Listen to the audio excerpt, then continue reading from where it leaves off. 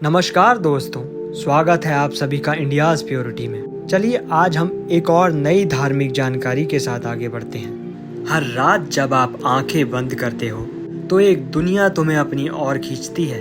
रात एक ऐसा समय है जब सारा संसार थम जाता है, सारे शोर थम जाते हैं, जब बाहर की चहल पहल मंद पड़ जाती है। लेकिन क्या कभी आपने सोचा है कि जब आप अपनी आंखें बंद करते हैं, जब नींद की गोद में समाते हैं, तब कोई और दुनिया आपको अपनी ओर खींच रही होती है। वो दुनिया जो इस भौतिक जगह से परे है, वो दुनिया जो आत्मा और परमात्मा के बीच की कड़ी है, वो दुनिया जिसे हम स्वप्न, ध्यान, समाधि या मृत्यु के समीप का अनुभव कह सकते हैं। आज हम इस वीडियो में उसी रहस्यमयी दुनिया के बारे में बात करते हैं। जब हम सोते हैं तब हमारा शरीर विश्राम करता है, लेकिन आत्मा सक्रिय रहती है। भारतीय अध्यात्म के अनुसार नींद केवल एक शारीरिक क्रिया नहीं है, बल्कि ये आत्मा की यात्रा का समय है। उपनिषदों में कहा गया है कि गहरी नींद में आत्मा ब्रह्मांड से मिलती है। यही कारण है कि जब हम गहरी नींद से जागते हैं तो ताज़ा महसूस करते हैं, जैसे किसी दिव्य ऊर्जा से जुड़कर लौटे हों। स्वप्न केवल काल्पनिक नहीं है, ये आत्मा की भाषा है।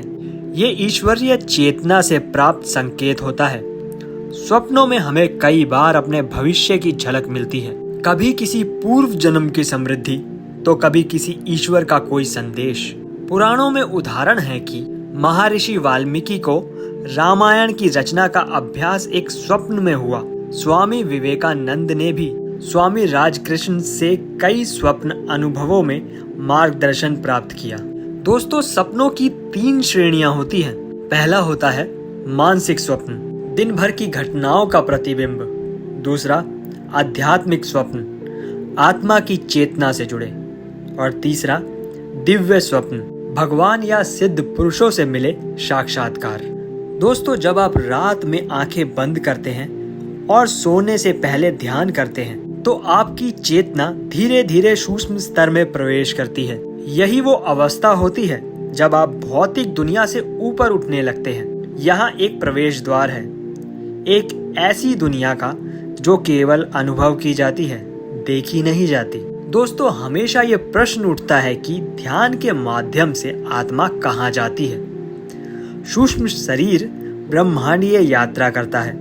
आप अपने विचारों से ऊपर उठते हैं, कभी कभी मृत परिजनों से मिलते हैं, ईश्वर से संवाद संभव होते हैं।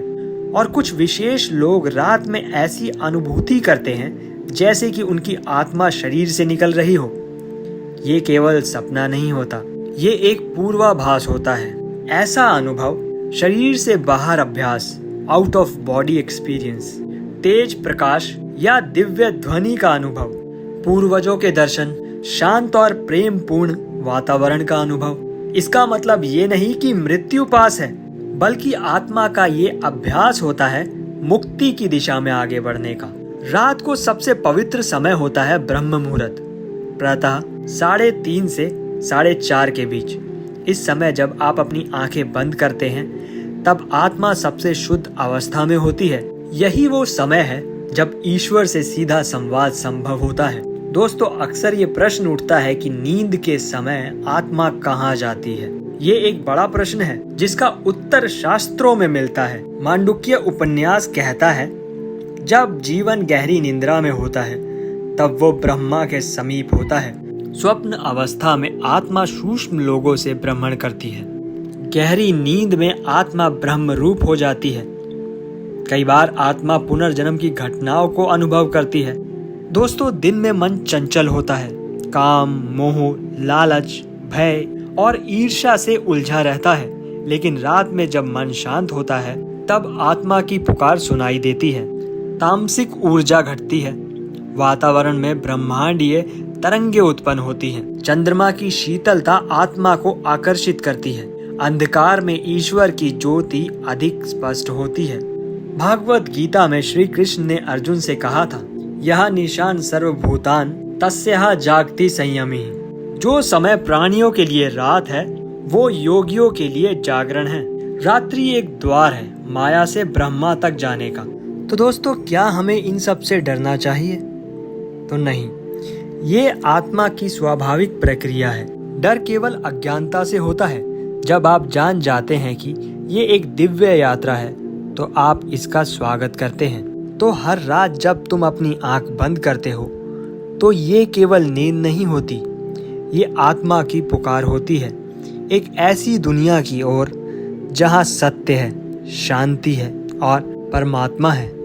आपके भीतर वो शक्ति है जो उस दुनिया तक पहुंच सकती है। आवश्यकता है केवल जागरूकता की और अभ्यास की।